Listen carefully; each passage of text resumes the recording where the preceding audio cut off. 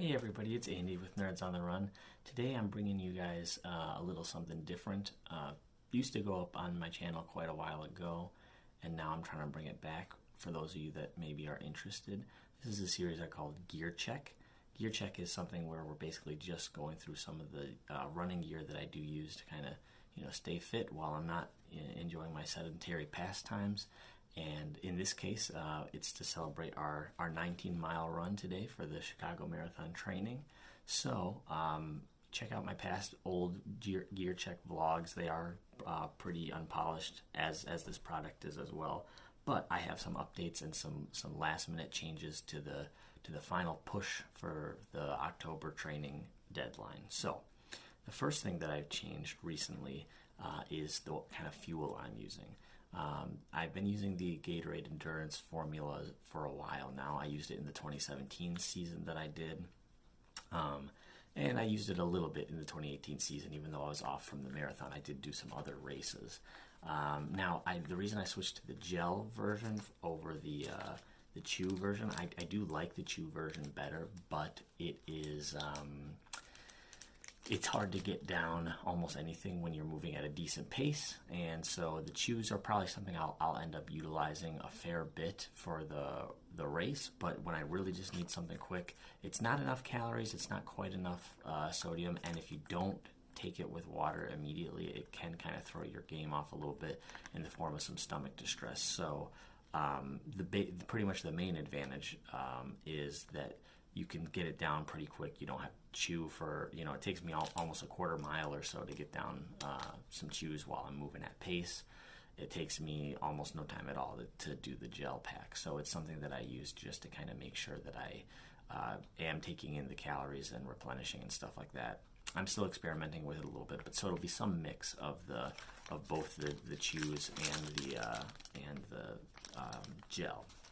So a little bit of a fuel change. I think in my last vlog in the series, I was using the Cliff Shot blocks, which are still fine. Again, those take me actually even probably more like a third of a mile or more to get down. There's 6 of those in a pack. They are more calories. They are more beneficial overall, but it's also hard to get them all down. So that's one change. Another change is the type of compression I'm using.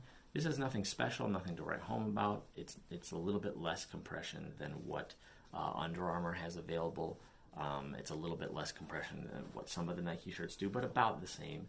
This is the Starter brand, which is it's an Amazon thing now. Starter kind of has some nostalgia for me back, those throwback 90s days, but I guess I'm dating myself. So I do enjoy the Starter gear. The compression is moderate to medium, and it works pretty well. Doesn't bind up, doesn't chafe. So it works for what it is. I did start wearing a 5-panel New Balance hat. It has some reflectivity right in the front here. It's got a slight bit of reflectivity in the brim of the cap here. Really, really would be an amazing hat with the exception of the buckle here, or I guess the fastener. I was hoping for a buckle. It looks like it does have a buckle on it, a typical buckle, but it doesn't have a great fastening mechanic when it comes to the actual length of the strap. So quite often the hat, even as I'm just touching it here, it very easily elongates, and pretty much the only way to keep it at the length that you desire is to reset it each time, and then make sure that you don't let tension slack on the hat as you put it on. And then the tension of your head will pretty much keep it in place, so I won't say it's a major complaint while you're using it. But if you if you take it off even mid-run or anything, just to readjust, to get some cool air on your head, it's not going to always be easy to get back on without it feeling like a size or two bigger. So it's a little bit unfortunate because it's a really, really sharp hat. Besides, I'm kind of toying with the idea of just putting in, 3 or 4 stitches right here just to, keep it sort of in one place once I've got it where I want it. But it is a really solid hat besides that. So it's been, compared to the Under Armour hat that I was using, it's a little bit more, it's a little bit thicker, but also I think the breathability of it isn't affected. So it greatly is it is a greatly useful hat. Last two major changes are what kind of belt I'm in. So this Run to See, the Run Fantasy belt, Run to See makes a touchscreen friendly, water resistant case for your phone, which is a separate from a two-fold pocket with a key slot in the middle of it. So this is a much better belt as far as the front of it goes from my older running gear, and the water pouches on them actually, or I should say the water bottles on them are actually each about 30 ounces bigger, I believe. About 30 ounces a piece bigger. It holds two of these guys. They actually do stand up upright on their own. The other ones have a completely round bottom, which I didn't actually think was something I needed, but it really helps a lot. So it has more room for hydration, has more room for fuel, a separate pouch for your phone, and all that. I thought for sure I would be having some bounce issues, but it does have some nodules on the back and a pretty wide band width for weight distribution. So I'm not slipping in this thing. It's not bouncing. It's a really solid belt. It has a little bit of reflectivity on it, but it's not a major feature. But it's an excellent running belt, so I'm really pleased with how that's gone so far, and it's going to be coming on the race with me, and hopefully no chafing or anything like that.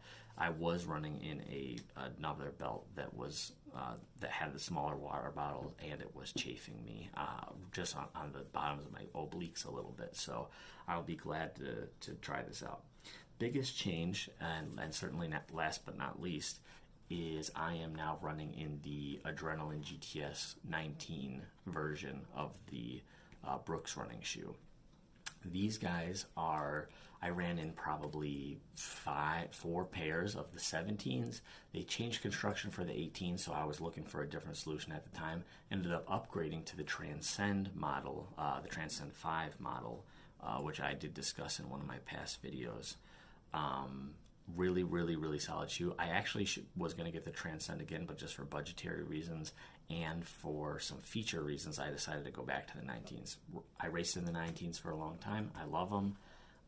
And the actual guide rail technology that was in the Transcends has actually been adopted into the Adrenaline. So the Adrenaline still is a higher contact shoe, definitely pure stability with less cushion than the Transcend. But for overpronators like myself, or for anybody that needs stabilization, these guide rails were one of the better features in the Transcend, and they've been put into one of my best running shoes that I've ever performed in. So the Adrenaline 19s are the way to go, and I'm really glad. They are a little bit slower to break in than the Transcends, but they are really solid. So I've been pulling some okay pace times in these, and a couple of tempo runs so far, and they went pretty well. So we'll see how they progress over the month. I will be on Twitter at @on_notor, and I'll let you know if for some reason they aren't good shoes to be racing in for the long haul. Worst case scenario, I can always flip back over to a pair of Transcends or something like that. But I am pretty optimistic that these guys will break in pretty nicely based on the several tempo and pace runs that I've done in them. So I know this is a little bit different content than what I've been putting out on the channel based on some of the comics, some of the movie stuff.